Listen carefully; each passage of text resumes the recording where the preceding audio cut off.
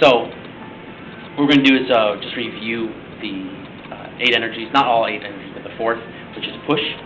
Okay, so we did that on Tuesday. So, did you say palm? No, on.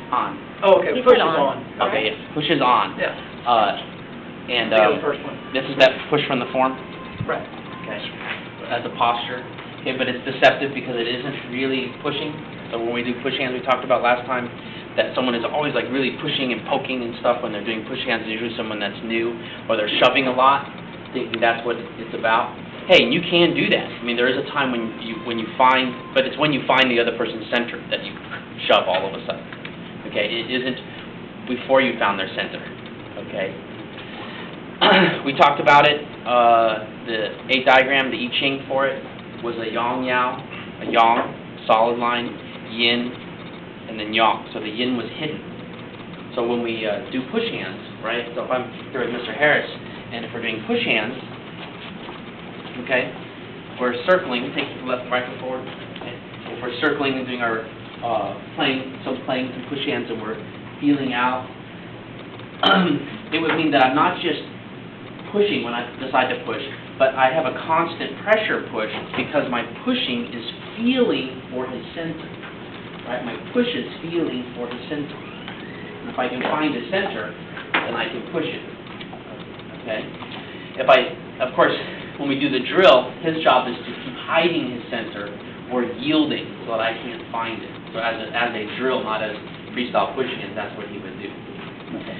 The other thing we talked about was that since it's yang, yin, yang, okay, it's solid, broken, solid, hard, soft, hard, then when I'm here, I can do something that actually comes across more as a trick, which is I build up pressure on one and we have a little fight here. I let go of it and push on the other side. Okay? And unless he's sensitive enough and paying attention to also let go and I let go, then he'll be still fighting and I just add a little bit of pressure. So if you heard of that Tai Chi saying, push, let him hit me with 1,000 pounds. Well, I use only 4 ounces to defeat him. That's an example of that. I build up pressure. We have this big conflict, this big buildup of tension. Oh, I let it go. Oh, 4 ounces and he's gone. I didn't need any skill hardly, or any strength. I mean, definitely skill, but strength to topple him over. Its element is fire, so it's constantly seeking something to push. Does that make sense? Okay. Sure. Its opposite isn't yielding. The opposite of push is not yielding. Okay, the opposite of push is your press, right? The exact opposite is, remember, the press seems like softness, but it has a hard core. And we talked about that characterizing Tai Chi in general. Tai Chi doesn't look like a martial art. It's not perceived as a martial art.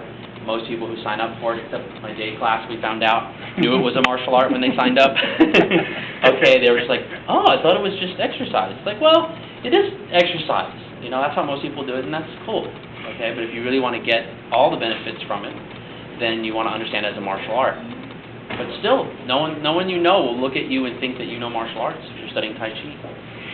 Okay, and that's exactly how Tai Chi is. That's not the push energy. That's the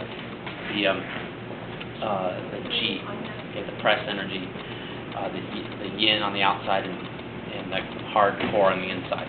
Okay, they're just surprised when if you have anyone that messes with you yet about Tai Chi, if they punch or they try to get you, it's like, wow, it's like they're fighting some of those movies like Jackie Chan or Jet Li, and it's like, whoa, you're not there. And they're like, huh. Or they try to push you, and you're just like, whoa, you're not there. Okay, but we didn't even really work on it. You just have naturally gained that skill with it. Does that make sense? Any questions about that? It's become second nature. It's ingrained. Yes. Slow practice. When it happens, you do it fast, unconsciously. Right. Well, we still practice fast, but you're absolutely right. When you came in a while ago, I just unconsciously did that. Right. Which is a move that I learned that I wasn't ever thinking about. It was a move that was in my repertoire, whatever I've been practicing. Right. It's kind of bizarre, but when you train in Tai Chi and you do the forms, like a lot of people don't like doing forms. I mean, there is that. I mean, within martial arts, there are those that say, oh, well, they just do forms. And Kung Fu, which includes Tai Chi, is sometimes accused of that. It's like, well, you're a form person. And it is true. Someone who's really good at making the forms all pretty and stuff is often not someone that can make it practical. And often someone who can make it practical doesn't have pretty forms.